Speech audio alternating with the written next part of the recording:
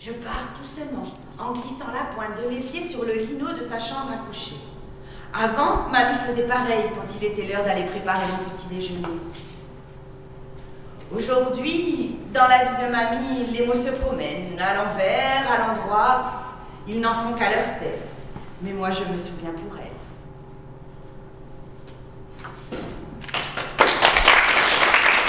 Une lecture Kamishibai, c'est une lecture qui est mise en A3 dans un petit théâtre.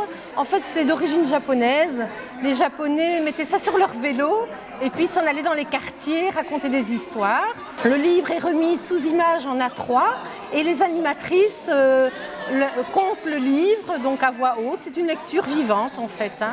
Ah, j'ai toujours prié. D'ailleurs, j'ai rangé mon chapelet dans le vase. L'enjeu, c'est de mettre en contact les enfants et les résidents de nos maisons de repos qui sont atteints des maladies de la mémoire, qui passent un bon moment ensemble, qui n'aient pas peur au contact des uns des autres, que les enfants font pas mal de plaisir aux personnes âgées et que les enfants apprennent à mieux appréhender les maladies de la mémoire après le contact qu'ils auront eu aujourd'hui.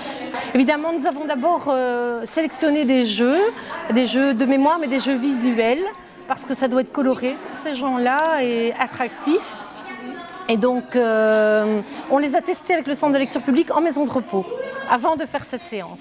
Il y a le mâle et la femelle.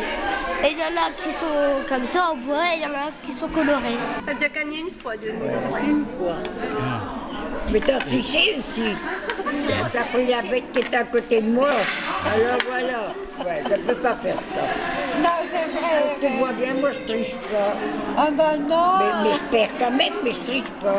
Pour certains enfants n'ont plus de grands-parents, donc ça permet de côtoyer des personnes âgées qui n'ont pas toujours l'occasion de côtoyer à la maison.